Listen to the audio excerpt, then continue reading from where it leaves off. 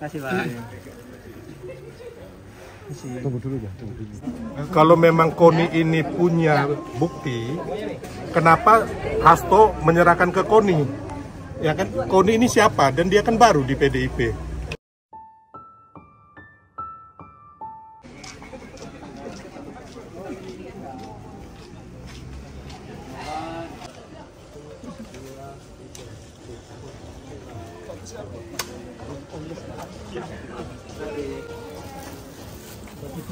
Kasih Pak.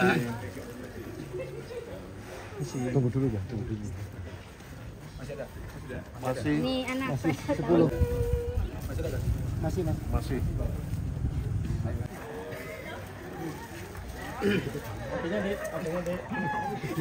Bahwa ada framing-framing yang jahat yang kita ketahui bahwa tadi saya melaporkan ke Pak Jokowi bahwa ada pihak-pihak yang ingin bermain menghancurkan dan mengadu domba kita sebagai bangsa.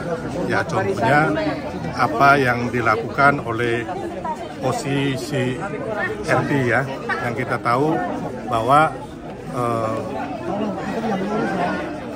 NGO ini atau LSM ini sama seperti kebanyakan kita di Indonesia, dan mereka tidak pernah melakukan investigasi atau menemukan bukti-bukti atau data yang valid mengenai yang dituduhkan Pak Jokowi sebagai koruptor gitu loh ya.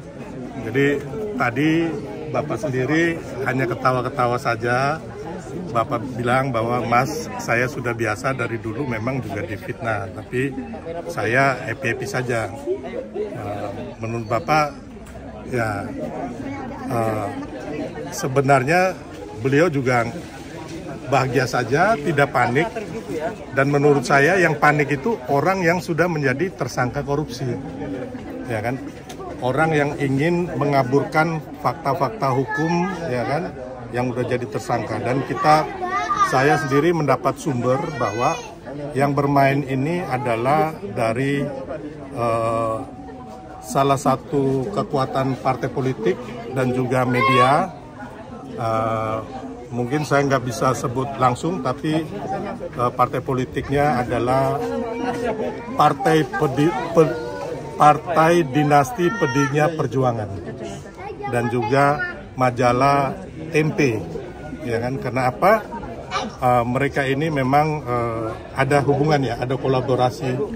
Tapi sayangnya kembali lagi kita harus ingat kawan-kawan bahwa kemarin waktu Pilpres ada gugatan di MK itu antara 01 dan 03 juga tidak memberikan bukti-bukti yang jelas, ya kan, dan valid, dan fakta hukum tidak ada, makanya mereka kalah. Yang ada hanya seperti clipping-clipping dari koran atau media, ya. Dan kembali lagi kita ketahui bahwa investigasi nggak ada sama sekali, ya kan. Dan CRP ini adalah bukan lembaga resmi dunia, tapi hanya semacam NGO, dan mereka mengambil data itu dari survei Google Form. Ya, jadi lucu sekali ini. Jadi kembali lagi kita anak bangsa, ya kan, jangan sampai terkecoh mau diadu domba. Terus saya tanggapi sedikit juga tadi masalah saya tanyakan ada yang namanya KONI Rahakundini. Bapak bilang ya silakan buktikan kalau ada.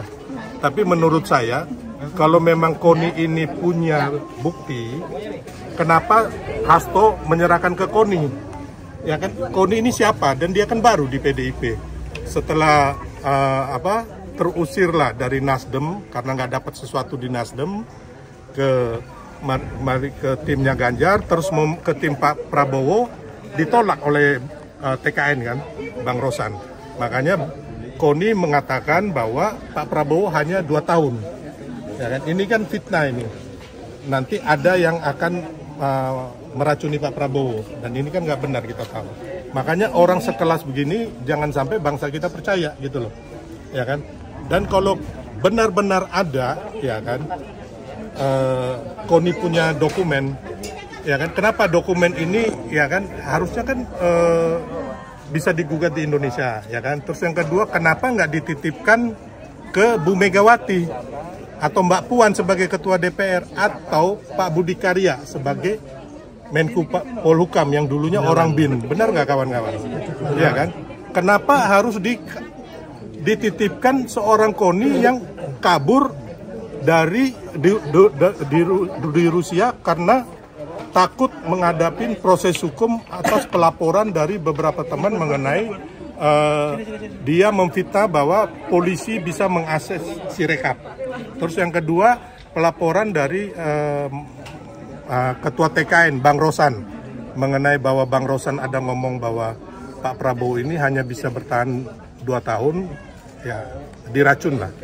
Jadi kembali lagi kepada masyarakat, Pak Jokowi baik-baik saja, beliau sudah mencapai puncak daripada diri beliau sebagai presiden 4 kali menang dari wali kota, gubernur, presiden 2 kali, terus kemarin mengendos Pak Prabowo dan Mas Gibran jadi, terus banyak juga teman-teman gubernur, teman-teman wali kota yang jadi, ya kan. Beliau sendiri sekarang happy bersama, lihat masyarakat, ya kan, menerima masyarakat, menerima kami semua, bersama keluarga juga bahagia gitu loh. Jadi beliau nggak terpengaruh. Jadi kalau mereka mengatakan Pak Jokowi panik, Pak Jokowi penyebab semuanya ini, yang panik itu yang korupsi, yang sudah jadi tersangka korupsi, ya kan. Ini kan orang lagi happy, gimana mau panik gitu loh. Jadi yang panik ini adalah orang yang tertimpa musibah, dijadikan tersangka karena sudah mengkhianati rakyat dan mengkhianati bapak bangsa kita, yaitu Bung Karno. Ya kawan-kawan, jadi saya katakan bahwa yang benar pasti benar, kebenaran itu akan mencari jalannya sendiri. Dan jangan lupa, jangan pernah melawan atau mau menzolimin orang baik dan benar. Tuhan itu tidak tidur. Ya, jadi kawan-kawan, begitu saja tadi perbincangan saya sama Bapak Presiden. Terima kasih kawan-kawan sudah hadir, termasuk terima kasih sudah tadi diterima oleh Bapak Presiden ke-7 ya, Bapak Joko Widodo. Terima kasih Pak.